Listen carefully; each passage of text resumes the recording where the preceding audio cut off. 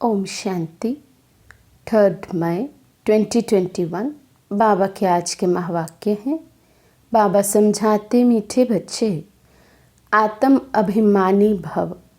चलते फिरते उठते बैठते यही अभ्यास करते रहो तो तुम्हारी बहुत उन्नति होती रहेगी। तो बाबा आज हमें हमारी सोल कॉन्शियसनेस, आत्म अभिमानी स्थिति पक्की करने के लिए शिक्षा दे रहे हैं। बाबा कहते अगर हम चलते फिरते उठते बैठते आत्म अभिमानी होने का अभ्यास करते रहेंगे तो हमारी बहुत उन्नति होती रहेगी।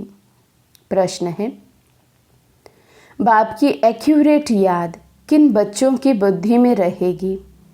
बाबा समझाते, जिन बच्चों ने बाप को एक्यूरेट जाना है।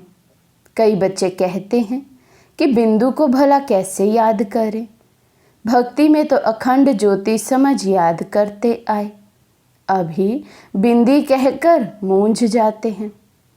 इसलिए पहले पहले ये निश्चय हो कि बाप अखंड ज्योति नहीं, वे तो अति सूक्ष्म बिंदु है, तब याद एक्यूरेट रह सकती है। तो बाबा कहते जिस बच्चे ने बाप को जितना एक्यूरेट जाना है उतनी एक्यूरेट याद बच्चे को बाप की रह सकती है। इसलिए बाबा कहते पहले पहले ये निश्चय होना चाहिए कि शिव बाबा बिंदु स्वरूप है, निराकार है। ओम शांति। सभी बच्चे याद में बैठे हैं। मन मना भव, ये संस्कृत अक्षर वास्तव में है नहीं। बाप ने जब सहज राजयोग सिखाया है तब ये संस्कृत अक्षर बोले नहीं हैं।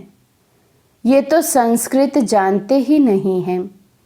बाप तो हिंदी में ही समझाते हैं।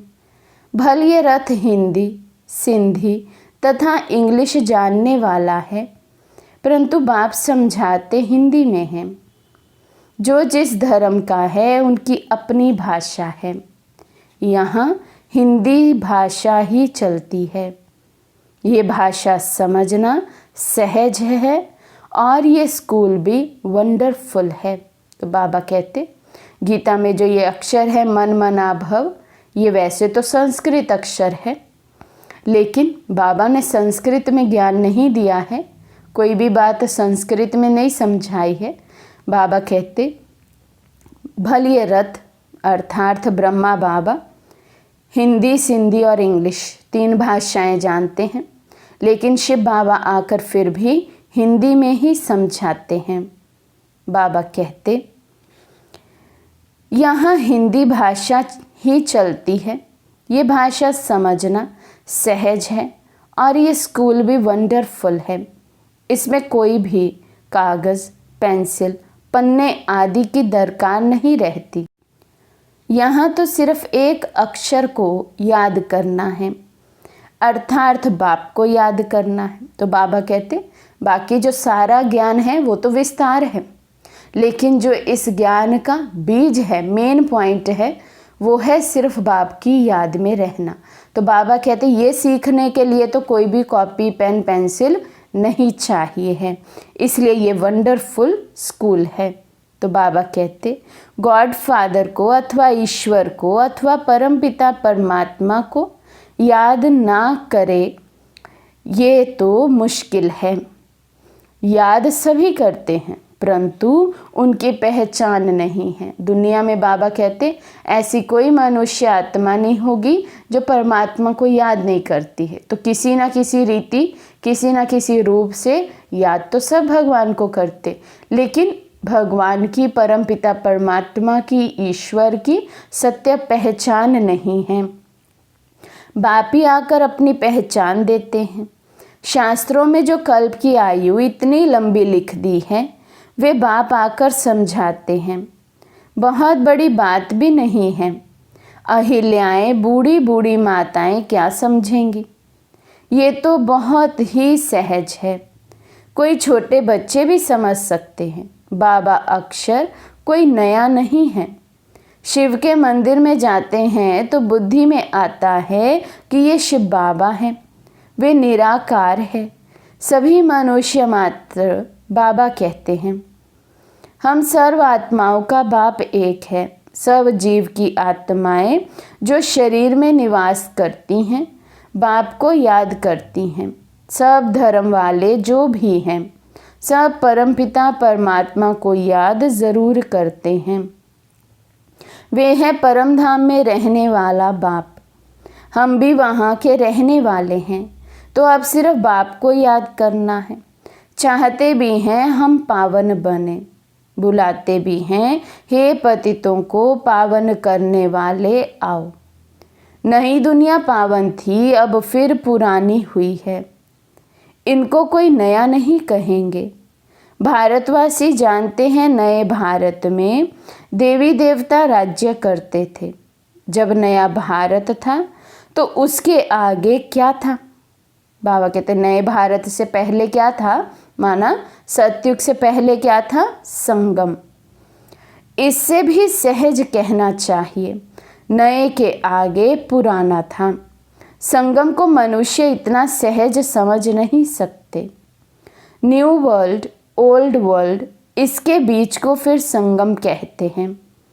बाप के लिए ही कहते हैं हे पतित पावन आओ, आकर हमको पावन बनाओ। हम पतित बन गए हैं, नई दुनिया में कोई पुकारेंगे नहीं। अभी तुम्हारी समझ में आ गया है कि ये भारत पावन था। हे पतित पावन आओ, ये तो बहुत समय से बुलाते आए हैं। उनको ये पता नहीं कि पतित दुनिया कब पूरी होगी। कहते हैं शास्त्रों में ऐसे लिखा हुआ है कि अभी 40,000 वर्ष और कलयुग चलेगा। बिल्कुल ही घोर अंधेरे में है। अभी तुम रोशनी में आए हो। बाप ने तुमको अब रोशनी में लाया है। ये 5,000 वर्ष में सृष्टि का चक्र पूरा होता है। कल की बात है, तुम राज्य करते थे, बरोबर इन लक्ष्मी नारायण का राज्य था, स्वर्ग था। पावन दुनिया में कोई उपद्रव आदि हो नहीं सकते। उपद्रव होता ही है रावण राज्य में। यहाँ तुमको बाप समझाते हैं, तुम सम्मुख कानों से सुनते हो। तो बाबा पूछते, कौन सुनते हैं? आत्मा। आत्मा को बड़ी खुशी होती है, हमको बाप फिर से आकर मिला है। बाप से वर्षा लिया था, अब बाप कहते हैं मुझे याद करो। इसमें कोई लिखने पढ़ने की बात नहीं। जब कोई आते हैं तो पूछा जाता है आपका कैसे आना हुआ, तो कहेंगे यहाँ के महात्मा से मिलने। क्यों? तुमको क्या चाहिए बताओ? कोई भिक्षा चाहिए? सन्यासी हो तो रोटी टुकड़ा चाहिए। सन्यासी किसी के पास जाते हैं, वह रास्ते में मिलते हैं तो रिलीजियस मनुष्य समझते हैं ये फिर मनुष्य पवित्र मनुष्य है, इनको भोजन खिलाना अच्छा है। अभी तो पवित्रता भी नहीं रही है। बिल्कुल ही तमो प्रधान दुनिया है, इसमें बड़ी गंदगी है। मनुष्य कितना हैरान होते हैं। यहाँ तो हैरान होने की कोई बात नहीं। बाप कहते हैं लिखने करने की भी बात नहीं। ये पॉइंट्स आदि भी लिखते हैं धारणा के लिए। जैसे डॉक्टर लोगों के पास भी कितनी दवाइयाँ होती हैं, इतनी सब दवाइयाँ याद रहती हैं। बैरिस्टर की बुद्धि में कितनी लॉ की बातें याद रहती हैं। तुमको याद क्या करना है? एक बात, सो भी बड़ी सहज है। बाबा कहते डॉक्टर हो, बैरिस्टर हो, अपनी पढ़ाई पढ़ते हैं तो उस पढ़ाई के कितने पॉइंट्स, कितनी बातें उन्हें बुद्धि में रखनी पड़ती। लेकिन बाबा कहते यहाँ पढ़ाई का भले विस्तार है, धारणा करने के लिए भले पॉइंट्स लिखने पड़ते हैं, लेकिन बाबा कहते जो मेन सार है, मेन पॉइंट है, उसको लिखने की ज़रूरत नहीं। उसको तो प्रैक्टिकल करना है, बाप की याद में रहना है। बाबा कहते वो तो बहुत सहज है। तुम कहते हो एक शिव बाबा को याद करो, वे कहते हैं शिव बाबा कैसे आएंगे। ये भी तुम्हारे सिवाय और किसी को पता नहीं है। ईश्वर कहाँ है? वे तो कहेंगे नाम रूप से न्यारा है, या फिर कह देते हैं सर्वव्यापी है। रात दिन का फर्क हो जाता है दोनों अक्षर में। नाम रूप से न्यारी तो कोई चीज़ है नहीं। फिर कह देते कुत्ते बिल्ली सब में परमात्मा है। दोनों एक दो के ऑपोजिट बातें हो गई। तो बाप अपना परिचय दे कहते हैं मुझ बाप को याद करो। गाया भी जाता है सहज राजयोग। बाबा कहते हैं योग का अक्षर निकाल दो, याद करो।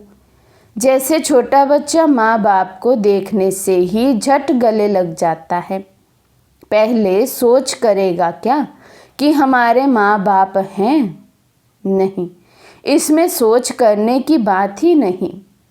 तुम्हें भी सिर्फ शिव बाबा को याद करना है। भक्ति मार्ग में भी तुम शिव पर फूल चढ़ाते आए हो। सोमनाथ का मंदिर कितना भारी बनाया हुआ है, जो बाद में मोहम्मद गजनबी ने आकर लूटा। सोमनाथ का मंदिर भारत में नामी ग्रामी है। सबसे पहले तो शिव की पूजा होनी चाहिए। बच्चों को ये सब नॉलेज अभी बुद्धि में आई है। भल पूजा आदि करते आए हो, परंतु तुमको ये पता ही नहीं था कि ये जड़ चित्र है। ज़रूर चैतन्य में आया होगा, तब तो वर्ष वर्ष शिव जयंती भी मनाते हैं। ये भी कहते हैं शिव परमात्मा निराकार है। आत्मा जानती है हम भी निराकार है। अभी तुम आत्म अभिमानी बनते हो, बहुत सहज है। वे तो हमारा बाबा है, ज्ञान का सागर, सुख का सागर, पतित पावन है। उनकी बहुत महिमा है। ब्रह्मा विष्णु शंकर की इतनी महिमा नहीं है। एक की ही महिमा गाते हैं। अब तुम बच्चे जानते हो बाबा आकर हमको वर्षा दे रहे हैं। जैसे लौकिक बाप बच्चों का लालन पालन करते हैं, पढ़ाते नहीं हैं। पढ़ाई के लिए स्कूल में जाते हैं, फिर वानप्रस्थ में गुरु किया जाता है। आजकल तो छोटे बड़े सबको गुरु करा देते हैं। यहाँ तो तुम बच्चों को कहा जाता है शिव बाबा को याद करो, सबका हक है। सब मेरे बच्चे हैं। तुम्हारे में भी कोई है जो अच्छी रीति याद करते हैं। कई तो कहते हैं बाबा किसको याद करें, बिंदी को कैसे याद करें, बड़ी चीज को याद किया जाता है। अच्छा, परमात्मा जिसको तुम याद करते हो वे चीज़ क्या है? तो कह देते अखंड ज्योति स्वरूप है, परंतु ऐसे नहीं है। अखंड ज्योति को याद करना रॉन्ग हो जाता है। याद तो एक्यूरेट चाहिए। पहले एक्यूरेट जानना चाहिए। बाप ही आकर अपना परिचय देते हैं और फिर बच्चों को सारे सृष्टि के आदि मध्य अंत का समाचार भी सुनाते हैं। डिटेल में भी तो नट शेल में भी। बाबा कहते मैं विस्तार रूप से भी ज्ञान समझाता हूँ तो सार रूप में भी समझाता हूँ। अब आप कहते हैं बच्चे तुमको पावन बनना है तो उसके लिए एक ही उपाय है, मुझे याद करो। मुझे कहते ही हैं पतित पावन। तो बाबा कहते पावन बनने का और कोई उपाय नहीं है सिवाय एक शिव बाबा के याद के। आत्मा को पावन बनाना है। आत्मा ही कहती है हम पतित बन गए हैं, हम पावन थे अब पतित हैं। सब तमो प्रधान है। हर एक चीज़ पहले सतो प्रधान फिर तमो प्रधान होती है। आत्मा खुद कहती है मैं पतित बनी हूँ, मुझे पावन बनाओ।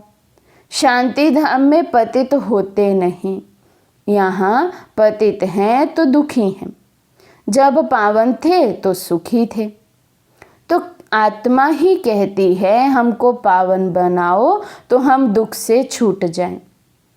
तुम समझते हो आत्मा ही सब कुछ करती है, आत्मा ही जज, बैरिस्टर आदि बनती है। आत्मा ही कहती है मैं राजा हूँ, मैं फलाना हूँ, अभी ये शरीर छोड़ दूसरा लेना है। इसको कहा जाता है आत्म अभिमानी। देह होते आत्म अभिमानी। तो देह में होते हुए भी बाबा कहते हैं देह से न्यारी अवस्था हो, देह में होते हुए भी ये याद रहे कि मैं आत्मा इन कर्म इंद्रियों की मालिक बन इनसे कर्म करा रही हूँ। तो बाबा कहते रावण के राज्य में देह अभिमानी होते हैं, आत्म अभिमानी अभी ही बाप बनाते हैं। इस समय आत्मा पतित दुखी है तो पुकारती है हे बाबा आओ। ये भी तुम जानते हो ड्रामा प्लान अनुसार पतित से पावन, पावन से पतित बनते आए हैं। चक्र फिरता ही रहता है। अभी तुम्हारी बुद्धि में बैठा है हमारे 84 जन्म कैसे हुए हैं। अभी ये बात भूलो मत, स्वदर्शन चक्रधारी हो रहो। उठते बैठते चलते फिरते बुद्धि में हमको सारी नॉलेज है।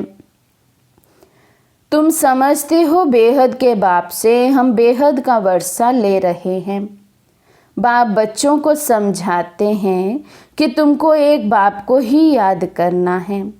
बाप को याद करना रोटी टुक्कड़ खाना है बस।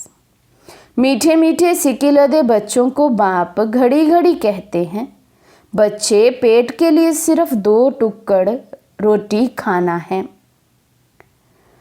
पेट कोई जास्ती खाता नहीं है, 1 पाव आटे का खाता है, दाल रोटी बस। 10 रुपये में भी मनुष्य पेट भरता है तो 10,000 में भी पेट पालते हैं। गरीब लोग खाते भी क्या हैं, फिर भी हट्टे कट्टे रहते हैं। भिन्न भिन्न चीज़ें मनुष्य खाते हैं तो और ही बीमार पड़ जाते हैं। डॉक्टर लोग भी कहते हैं एक प्रकार का खाना खाओ तो बीमार नहीं होंगे। तो बाप भी समझाते हैं रोटी टुक्कड़ खाओ, जो मिले उसमें खुश रहो। दाल रोटी जैसी और कोई चीज़ होती नहीं। जास्ती लालच भी नहीं रहनी चाहिए। सन्यासी लोग क्या करते हैं, घर बार छोड़ जंगल में चले जाते हैं। तत्व को परमात्मा समझ याद करते हैं, समझते हैं ब्रह्म में लीन हो जाएंगे, परंतु ऐसे तो है नहीं। आत्मा तो अमर है, लीन होने की बात ही नहीं है। बाकी आत्मा पवित्र अपवित्र बनती है। तुमको कितना अच्छा ज्ञान मिला है, तुम ही प्रारब्ध भोगते हो, फिर ये ज्ञान भूल जाता है, फिर सीढ़ी उतरनी होती है। अब तुम्हारी बुद्धि में सारा ज्ञान बैठा हुआ है। हम 84 जन्म कैसे भोगते हैं, ये पाठ कभी भी कोई का बंद नहीं होता है। ये बना बनाया ड्रामा है जो फिरता ही रहता है। ये कह नहीं सकते कि भगवान ने कब, कैसे, कहाँ बैठ बनाया। नहीं, ये तो चला ही आता है। वर्ल्ड की हिस्ट्री ज्योग्राफी रिपीट होती ही रहती है। इन बातों को कोई समझते ही नहीं है। तुम जानते हो हम ड्रामा प्लान अनुसार आए हैं। अब फिर से ड्रामा अनुसार राज्य ले रहे हैं। ये बातें और कोई समझ नहीं सकते। पूछा जाता है ड्रामा सर्वशक्तिवान है व ईश्वर, तो कहते हैं है ईश्वर सर्वशक्तिमान। समझते हैं वे सब कुछ कर सकते हैं। बाप कहते हैं मैं भी ड्रामा के बंधन में बांधा हुआ हूँ, पतितों को पावन बनाने मुझे आना पड़ता है। तुम सतयुग में सुखी बन जाते हो, मैं भी जाकर विश्रामी होता हूँ परम धाम में। तुम सिरकुले चढ़ जाते हो, तुम्हारी शेर पर सवारी है।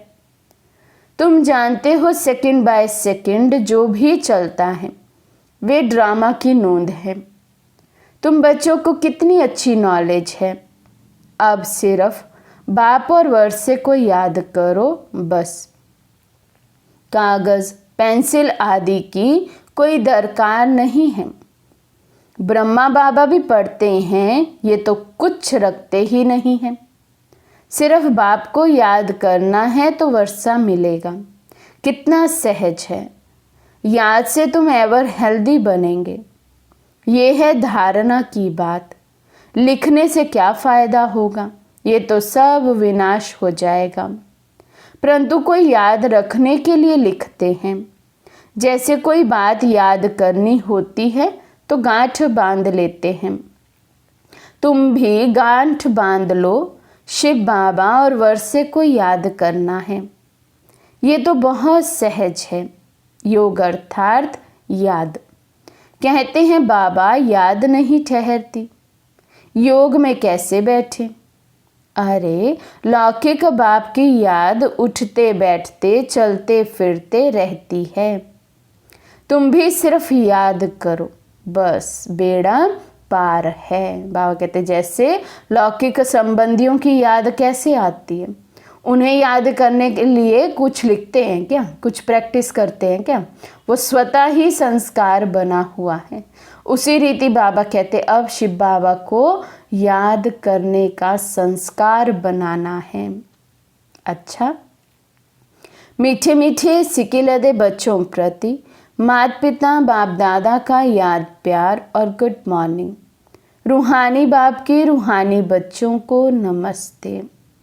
हम रूहानी बच्चों की रूहानी बाप दादा को दिल व जान शिकवा प्रेम से नमस्ते नमस्ते नमस्ते जी। धारणा के लिए मुख्य सार। फर्स्ट पॉइंट है स्वदर्शन चक्रधारी बन 84 का चक्र बुद्धि में फिराते रहना है। बेहद बाप को याद कर बेहद का वर्षा लेना है, पावन बनना है। सेकंड पॉइंट है किसी भी चीज़ की लालच नहीं करनी है। जो मिले उसमें खुश रहना है। रोटी टुक्कड़ खाना है, बाप की याद में रहना है। आज का वरदान है बुद्धि रूपी पाँव मर्यादा की लकीर के अंदर रखने वाले सर्व प्राप्ति संपन्न शक्तिशाली भव। बुद्धि रूपी पाँव मर्यादा की लकीर के अंदर रखने वाले सर्व प्राप्ति संपन्न शक्तिशाली भव। जो बच्चे बुद्धि रूपी पाँव जरा भी मर्यादा की लकीर से बाहर नहीं निकालते वे लकी और लवली बन जाते हैं। उन्हें कभी कोई भी विघ्न अथवा तूफान परेशानी उदासी आ नहीं सकती। यदि आती है तो समझना चाहिए कि ज़रूर बुद्धि रूपी पाँव मर्यादा की लकीर से बाहर निकाला है। लकीर से बाहर निकलना अर्थात फ़कीर बनना। इसलिए कभी फ़कीर अर्थात मांगने वाले नहीं, सर्व प्राप्ति संपन्न शक्तिशाली बनो। स्लोगन है जो सदा न्यारे और बाप के प्यारे हैं वे सेफ रहते हैं। जो सदा न्यारे और बाप के प्यारे हैं वे सेफ रहते हैं। अच्छा, ओम शांति।